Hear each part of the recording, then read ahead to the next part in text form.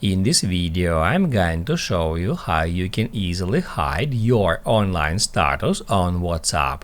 Be sure to watch the video to the very end so you don't make any mistakes, and of course do not forget to like this video and subscribe to my channel.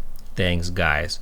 So let's get started, and first off, open up WhatsApp app, then go to settings, tap at privacy, and at the very top you can easily find the option which is called last seen and online. That's where first off we need to switch who can see my last seen to nobody to hide our last seen information from anyone. And also we can change who can see when I'm online from everyone to same as last seen.